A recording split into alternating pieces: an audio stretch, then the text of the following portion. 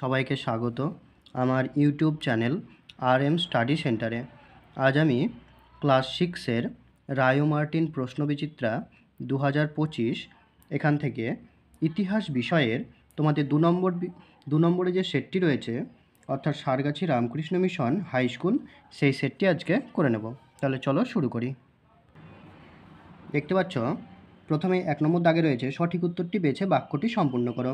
1 নম্বর প্রশ্ন, আদিম মানুষের জীবনে প্রথম জরুরি আবিষ্কার হলো অপশান এ আগুন, অপশান বি চাকা, অপশান সি বাড়ি। তাহলে এই প্রশ্নের সঠিক উত্তর হবে অপশান এ আগুন। 2 নম্বর প্রশ্ন, হরপ্পা সভ্যতার ঘরবাড়ি তৈরি হয়েছিল অপশান এ পাথর দিয়ে, অপশান বি পোড়া ইট দিয়ে, অপশান সি কাঠ দিয়ে। সঠিক উত্তর হবে অপশান বি পোড়া ইট দিয়ে। তারপরে 3 নম্বরের প্রশ্ন, ভীমবেটকা গুহা ভারতের যে রাজ্যে অবস্থিত? Option A Assam, option B Paschimbanga, option C Madhya Pradesh. এই প্রশ্নের সঠিক উত্তর হবে অপশান সি মধ্যপ্রদেশ। 4 নম্বর দাগে রয়েছে ইতিহাসের যে সমস্ত লেখা আজ পর্যন্ত পড়া যায়নি সেই সময়কে বলে? অপশান এ ঐতিহাসিক যুগ, অপশান বি প্রাগৈতিহাসিক যুগ, অপশান সি প্রায় ইতিহাসের যুগ। তাহলে এই প্রশ্নের সঠিক উত্তর হবে প্রায় ইতিহাসের যুগ। এখানে দেখো 3টি যুগ সম্পর্কে খুব ভালোভাবে আলোচনা করা আছে।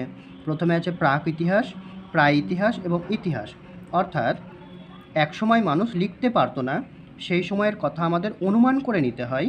এই সময়কে অনেকে প্রাক ঐতিহাসিক যুগ বলেন।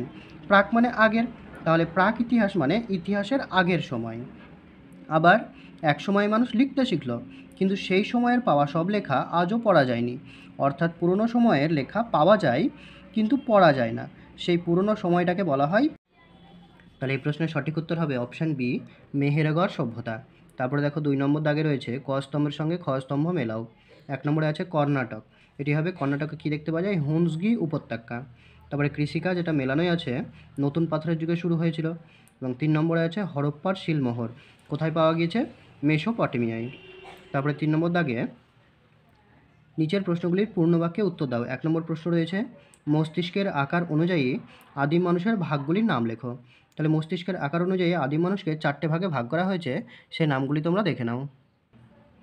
প্রথমেই 1 নম্বরে দেখতে পাচ্ছ অস্ট্রালোপিথেকাস, এপ থেকে মানুষ। এর যে 4টি বৈশিষ্ট্য আছে সেগুলোও তোমরা খুব ভালো করে মুখস্থ করে রেখো।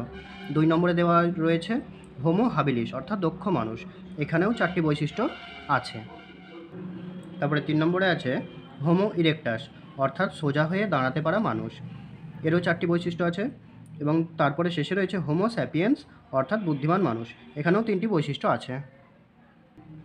তারপর 2 নম্বর দাগে আগুনের আবিষ্কারের 2টি সুবিধা লেখো। আগুন ব্যবহার করার ফলে বেশ কিছু বদল দেখা যেতে থাকে আদিম মানুষের জীবনে। একদিকে প্রচণ্ড শীতের হাত থেকে মানুষকে বাঁচাতে আগুন, পাশাপাশি বিভিন্ন জন্তুর আক্রমণ মোকাবিলা করার জন্যও আগুনের ব্যবহার শুরু হয়। তাছাড়া আগুনের ব্যবহার আদিম মানুষের খাবার অভ্যাসও বদলে দিয়েছিল। এ সময় কাঁচা খাবার বদলে খাবার আগুনে ঝলসে খাওয়া শুরু হয়। ঝলসানো নরম মাংস খেতে তাদের চোয়াল ও দাঁতের জোর কম লাগতো, তাই ধীরে ধীরে তাদের চোয়াল সরু হয়ে এলো, সামনের ধারালো উঁচু দাঁত ছোট হয়ে গেল, আরও নানা রকম বদল হলো চেহারায়। আদিম মানুষের শরীরের জোর বাড়লো, বুদ্ধিরও বিকাশ হলো। তাহলে এখানে আগুন ব্যবহার করার ফলে তাদের জীবনে অনেক কিছু বদল ঘটেছিল, এর মধ্যে থেকে তোমরা যে কোনো দুটো পরীক্ষায় লিখতে পারো। তারপরে 3 নম্বরের প্রশ্ন, একটি সভ্যতা হতে গেলে তার কী কী বৈশিষ্ট্য থাকা উচিত বলে তুমি মনে করো? এখানে দেওয়া রয়েছে সভ্যতার বৈশিষ্ট্যগুলি কী কী। তোমরা দেখতে পাচ্ছ খাদ্যের জন্য হন্য হয়ে ঘুরে বেড়ানো কোনো মানুষ বুদ্ধি আর পরিশ্রমের জোরে সভ্য হয়ে উঠল ঠিকই, কিন্তু সভ্যতার অন্তর্ভুক্ত হতে গেলে কতগুলি বিশেষ বৈশিষ্ট্য থাকার প্রয়োজন।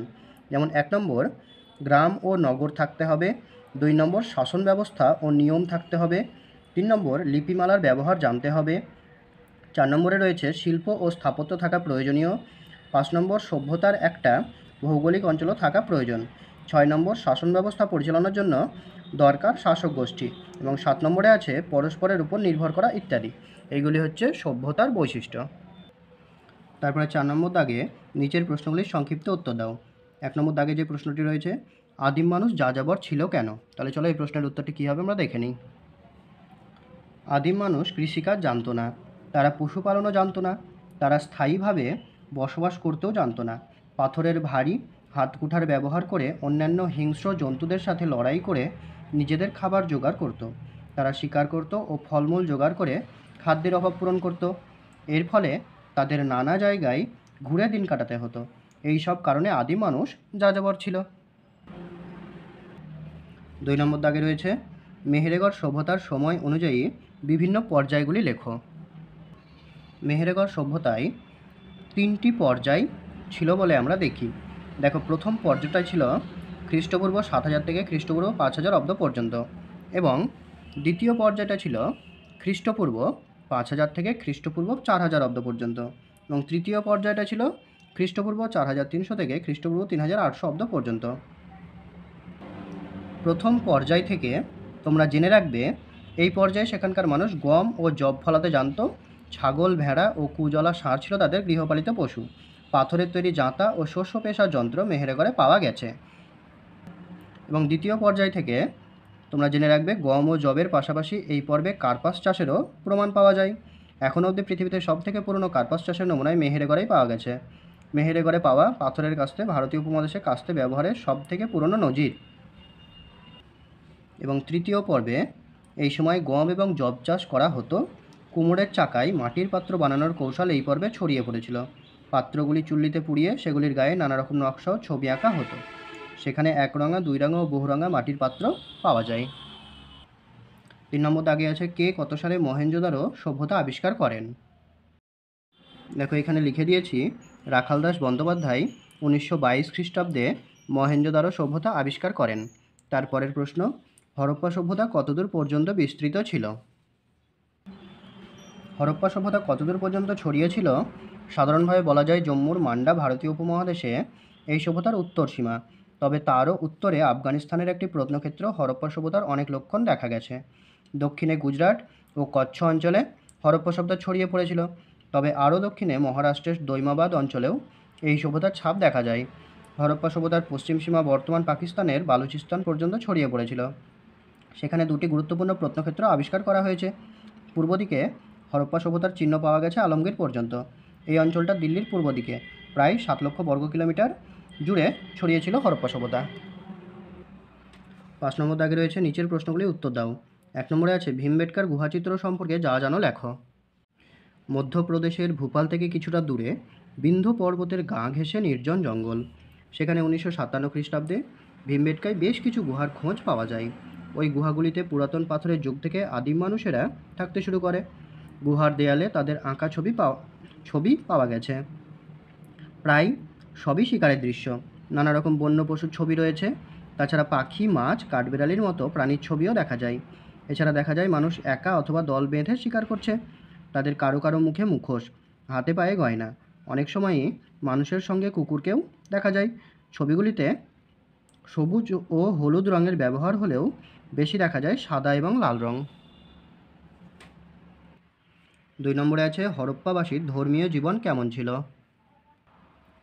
প্রত্নতাত্ত্বিকেরা হরপ্পার বিভিন্ন কেন্দ্রে অনেক পোড়ামাটির নারী মূর্তি পেয়েছেন। তার থেকে মনে করা হয় ওই মূর্তিগুলির পুজো হতো, অর্থাৎ হরপ্পা সভ্যতায় মাতৃ পুজোর চল ছিল বলে মনে করা হয়। মহেঞ্জোদারোতে একটি শিলমোহর পাওয়া গিয়েছে। সেটিতে এক যোগীর মূর্তি খোদাই করা আছে। ওই যোগী জোড়াসনে বসে আছে। তার চারপাশে রয়েছে গন্ডার, বাঘ, হাতি ইত্যাদি বেশ কিছু বন্যপ্রাণী। একসময় ওই মূর্তিটিকে পশুপতি শিবের আদি রূপ বলে মনে করা হতো, কিন্তু পশু শব্দে গৃহপালিত প্রাণী বোঝায়, অথচ ওই মূর্তির চারপাশে সবই বন্যপ্রাণী দেখা যায়। সে কারণে ওই মূর্তিটাকে পশুপতি শিবের আদিরূপ মনে করার যুক্তি নেই। হরপ্পার মানুষ নানা রকম জীবজন্তু ও গাছপালায় পুজো করত। এক শিংওয়ালা কাল্পনিক পশুর মূর্তির পুজো খুব বেশি হতো। হরপ্পার শিলমোহরে ষাঁড়ের ছাপ থেকে মনে হয় ষাঁড়ের পুজোও হতো, কিন্তু শিলমোহরে কখনোই গরুর মূর্তি দেখা যায় না।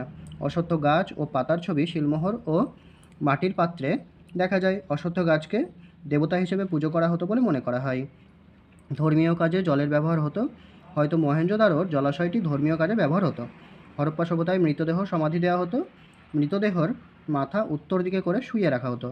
সমাধির ভেতর গয়না ও মাটির পাত্র রাখা হতো। কালিমঙ্গানে ইটের তৈরি সমাধিও দেখতে পাওয়া গেছে। তারপরে 6 নম্বর দাগে নিম্নলিখিত প্রশ্নের উত্তর দাও। যে কোনো একটি প্রশ্নের উত্তর দিতে হবে, আমি দুটোই দেখিয়ে দিচ্ছি। 1 নম্বরে আছে, প্রাচীন ভারতীয় উপমহাদেশে আদিম মানুষের জীবন কেমন ছিল তা আলোচনা করো।